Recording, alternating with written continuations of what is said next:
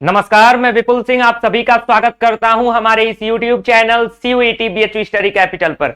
CUET UG 2022 की प्रवेश परीक्षा चल रही है और लगातार हम आपको ग्राउंड रिपोर्टिंग और पेपर रिव्यू दे रहे हैं। तो आज के इस वीडियो में हम आपको बताएंगे जितने भी स्टूडेंट्स पहले पेपर दे चुके हैं उनके रिव्यू के आधार पर और पेपर के जितने भी क्वेश्चन हमें पता चले हैं उसके आधार पर कि पेपर की एनालिसिस क्या है। यानी पिछले 2 दिनों में जो शुरुआत हुआ है CUET UG का 15 और 16 जुलाई फेज 1 का, वो परीक्षा कैसी रही है, पेपर का लेवल क्या रहा है। इससे जो पहले पेपर लोग दिए हैं उनको भी पता चलेगा कि उन्होंने क्या किया और बाकी लोगों ने क्या किया है उनके कंपेयर में। इसके साथ साथ जो आगे पेपर देने वाले हैं उनके लिए तो बहुत ही जरूरी है, क्योंकि 2 दिन में पेपर में क्या बदला हुआ है, क्या पेपर कहीं कठिन हुआ है, पेपर कहीं आसान हुआ है, तो इससे आपको अगले आने वाले पेपर्स का अंदाजा लगेगा। इसलिए इस वीडियो को ध्यान से देखिएगा, मेरी बातों को ध्यान से सुनिएगा।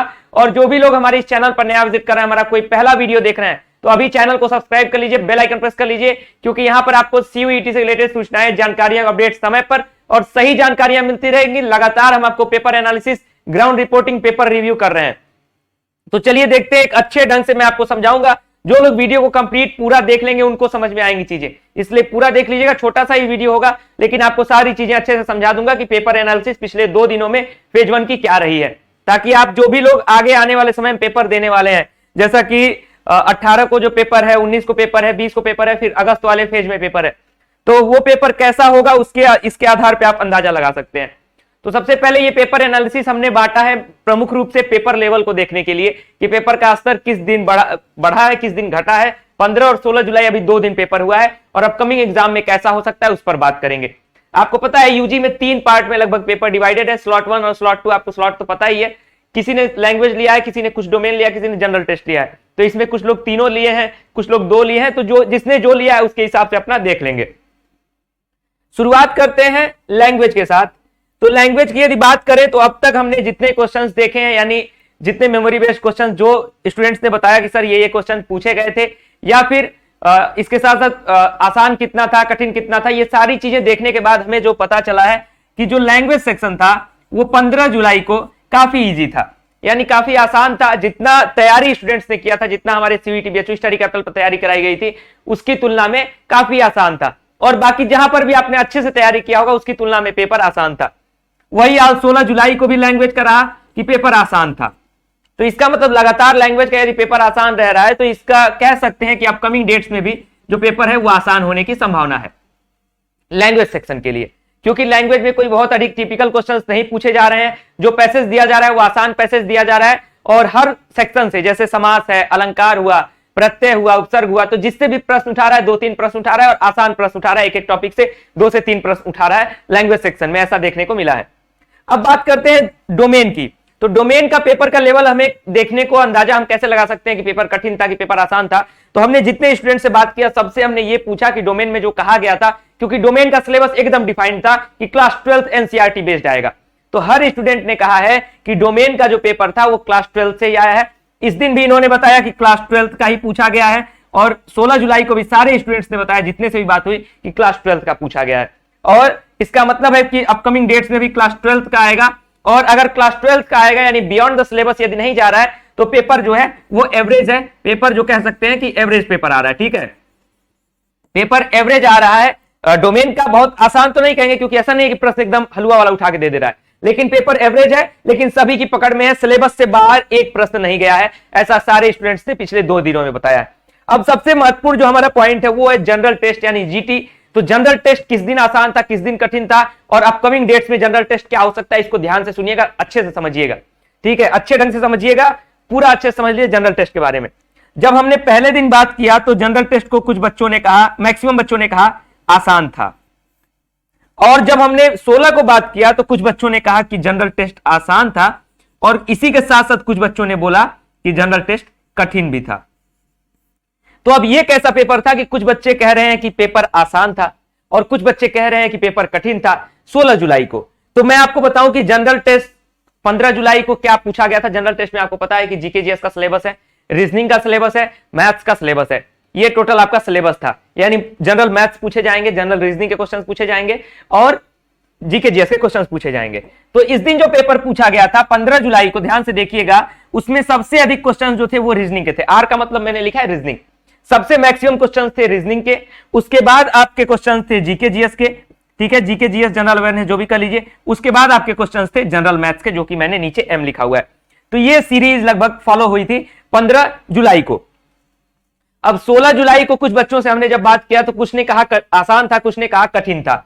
आसान जनरली हमने अपने स्टूडेंट से बात किया जो हमारे सीयूईटी बीएचयू स्टडी कैपिटल के माध्यम से तैयारी कर रहे थे, उसमें मैक्सिमम स्टूडेंट्स ने कहा आसान था, लेकिन जो इस तरीके से हम सेंटर्स पर बातचीत करने गए तो उसमें जो स्टूडेंट थे वो कुछ बच्चे आसान बताए, कुछ बच्चे कठिन बताए, यानी 50-50 जा रहे थे। और हमारे स्टूडेंट तो थे वो मैक्सिमम इजी बता रहे थे। अब उनका इजी कहने का क्या कारण था और कुछ बच्चों का कठिन कहने का क्या कारण था, ये समझिए। जो 16 जुलाई को पेपर हुआ उसमें सबसे अधिक जो क्वेश्चंस आए वो जनरल मैथ्स के आए, उसके बाद जो क्वेश्चंस थे वो आपके रीजनिंग के थे, और उसके बाद आपके जो क्वेश्चंस थे वो जीके जीएस के थे। तो ये सीरीज फॉलो हुई थी 16 जुलाई को, यानी 15 जुलाई को रीजनिंग ज्यादा, जीके जीएस उसके बाद मैथ्स। इसमें क्या था कि सबसे ज्यादा मैथ्स, फिर रीजनिंग, फिर जीके जीएस।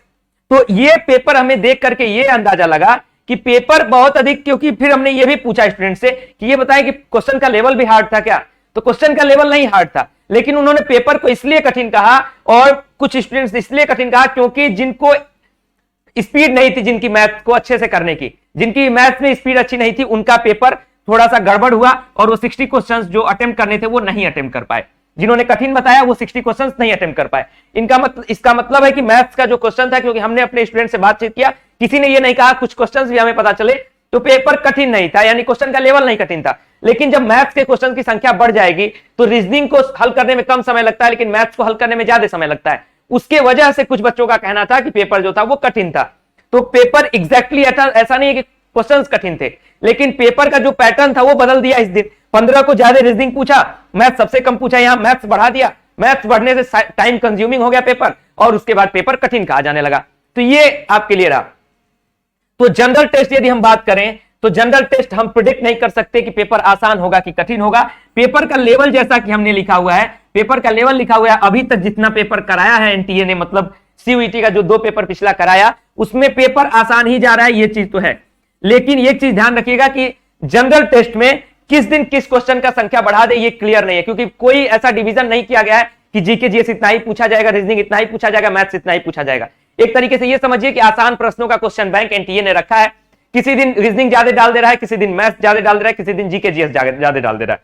तो बस इसी पर पेपर आसान या कठिन होगा, अदरवाइज क्वेश्चंस का लेवल नहीं कठिन है। यानी जिनका भी पेपर अगस्त में है और जिनका आगे आने वाले जुलाई में ही है, उनकी तो तैयारी जो होगी उसी के आधार पे आपको जाना होगा। जिनका अगस्त में है, कोई ये ना सोचे कि मैं जीके कम पढ़ूंगा या फिर मैं रीजनिंग कम पढ़ूंगा या फिर मैं कम मैथ्स कम पढ़ूंगा तो आपका काम चल जाएगा, ऐसा सोच करके ना जाएं। सारे सेक्शंस जो है वो आप ज्यादा से ज्यादा पढ़ के जाएं, क्योंकि हो सकता है कि अगर मैथ्स का 30 क्वेश्चन पूछ दिया तो आप यहां परेशान हो जाएंगे, या फिर यहीं जीके का 30 कर दिया किसी दिन तो आप परेशान हो जाएंगे, या फिर किसी दिन रीजनिंग का 30 कर दिया तो आप परेशान हो जाएंगे। इसलिए चूंकि सेक्शन नहीं डिवाइड है, आपको पता नहीं है कि किस सेक्शन से रीजनिंग से कितना आएगा, मैथ्स से कितना आएगा, जीके जीएस से कितना आएगा, तो आपको सारे सेक्शन अच्छे से पढ़ के जाने हैं। और ओवरऑल पेपर की बात किया जाए, पिछले 2 दिनों में पेपर कठिन किसी ने नहीं कहा, इसीलिए मैं ये रिव्यू बना रहा हूं, ताकि हमने आपको ग्राउंड रिपोर्टिंग दिया था, पेपर रिव्यू भी हमने लाइव दिया था, लेकिन एक वीडियो के माध्यम से ताकि अच्छे से समझ में आ जाए। तो पेपर ओवरऑल कठिन किसी ने नहीं कहा था। लैंग्वेज के बारे में मैंने पूरा अच्छे से बता दिया, डोमेन के बारे में भी मैंने अच्छे से बता दिया, और जनरल टेस्ट में कहां कठिन कहां आसान हो रहा था वो चीज मैंने फैक्ट आपको बता दिया। तो ये आप सभी के लिए वीडियो रहा, जो भी लोग चाह रहे थे, जानना चाह रहे थे कि पेपर का लेवल जो है वो कैसा आ रहा है, पेपर आसान आ रहा है, पेपर कठिन आ रहा है, पिछले 2 दिनों में क्या हुआ है, तो वो सारी चीजें हमने आपको इस वीडियो में बता दी। इस वीडियो को अधिक से अधिक लाइक करिएगा और अपने दोस्तों के साथ अधिक से अधिक शेयर करके पहुंचा दीजिए कि पिछले 2 दिनों में पेपर का लेवल कैसा रहा है, वो हमारे इस चैनल पर आपको सबसे अच्छे ढंग से मुझे लगता है मैंने बताने का प्रयास किया है, क्योंकि लाइव के बाद हम एक वीडियो के माध्यम से भी आपको ये चीज बता रहे हैं। जो लोग चैनल पर पहली बार विजिट कर रहे थे, चैनल को सब्सक्राइब कर लीजिए, बेल आइकन प्रेस कर लीजिए, क्योंकि अभी तो आपके पेपर के एनालिसिस कर रहे हैं, कट ऑफ आएगा उस पर जानकारी देंगे, एडमिशन का प्रोसेस अलग अलग विश्वविद्यालयों का क्या होगा, हर एक चीज आपको यहां पर बताई जाएगी। इसलिए चैनल को सब्सक्राइब करें, बेल आइकन प्रेस करें, इस वीडियो को लाइक करें, अपने दोस्तों के साथ अधिक से अधिक शेयर करें। फिलहाल इस वीडियो में इतना ही, बहुत बहुत धन्यवाद, नमस्कार।